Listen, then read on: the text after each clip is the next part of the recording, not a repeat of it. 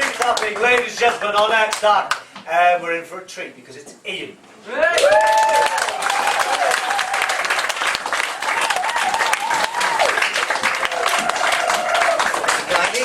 I should take this opportunity to tell you a little about my so-called life, but it's a life that has been tinged with tragedy, so if you have tears, prepare to shed them now. I was an only child. That's not all. So were my mum and dad, yes? It's true. Neither my mother nor my father had any brothers or sisters. Both my parents were only children. My mum was 10, my dad was 11. Tabloid extreme. But Max Clifford had been around then. But they were extreme disciplinarians, very strict. I was beaten regularly, which was so unfair. I mean, I was only young. So obviously I wasn't very good at chess or backgammon.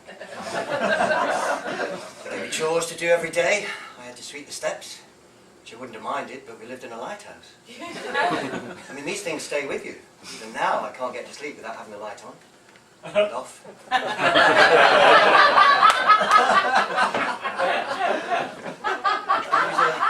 He was a stickler for dining etiquette, you know, table manners and that.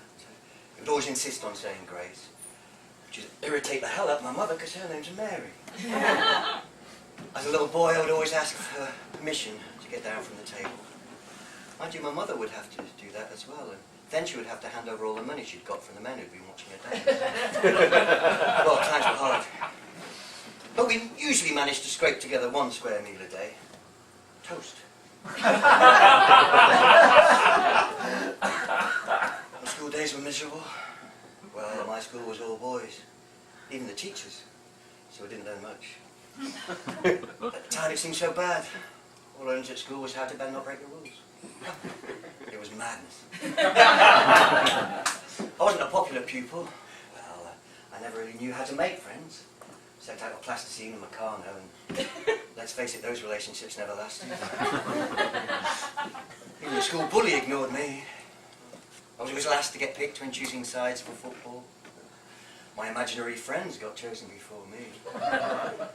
Nah, I've never been any good at any sport. And that's probably why I don't like the Olympics. And I don't want them coming here to London, where I live. Bloody Olympians. Well, they do irritate me, really. They should go back to where they come from. Olympia. The end of the district line, isn't it? I mean, why would I want to watch, or pay to watch, people from exotic nations getting all sweaty and breathless, doing various amateur physical exercises and activities that I rarely, if ever, do myself, and they're doing it faster or better or longer than I ever would. Well, there are a couple, I suppose. But in their wisdom, the IOC is yet to recognise porn as a spectator sport. At least with sex, if I come last, I think I've done well. But I don't understand, why did we bid to have the Olympics here anyway, to host them? I mean, it's like entering Eurovision or going on eBay when you're drunk. You should realise, you can't afford to win. The costs are going up all the time. I mean, originally the budget was £3.4 billion. It's now £9.3 billion. How is it possible to be that shit at maths? And what are we getting for the money? Millennium Dome, anyone? Oh, no, sorry, it's not called Millennium Dome, is it? You know why it's called the O2 now, do you? Because we owe too much money, yeah? £800 million, in fact.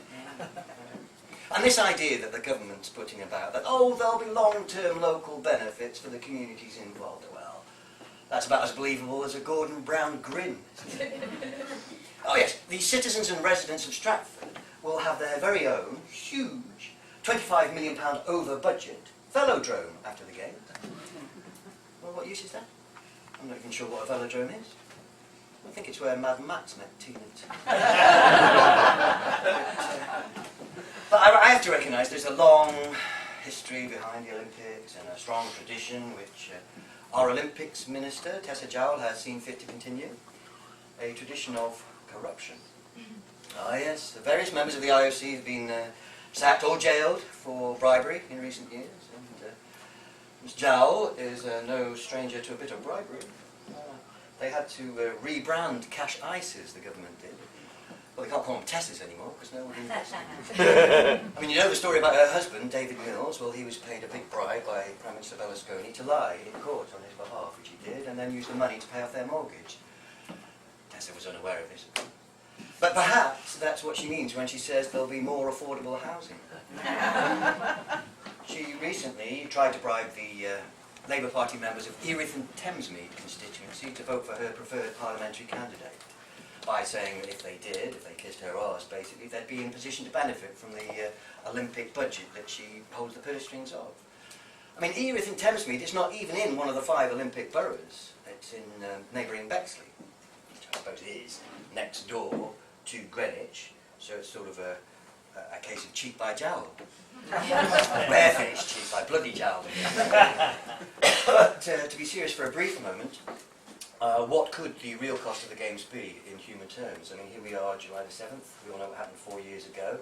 The London bombs went off on buses and tubes the day after we had won the right to host the Games. I mean, was that a coincidence? Well, perhaps. But Tessa Jowell herself, and I quote, said, "The events of July the 7th will be forever linked to and help to define the spirit of the 2012 Games in London." Well, that's a scary thought, isn't it? I mean, I hope she's wrong. 2012 sounds worryingly like the next number in a sequence that began 9/11.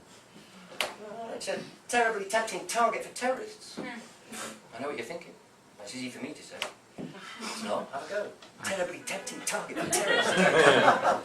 Well, what we should have done, really, we should have had a map of London and painted a big bullseye on Stratford and had that as the logo for the Olympics. Oh yeah, the logo for the Olympics. From the Greek word, logos, meaning really crappy drawing.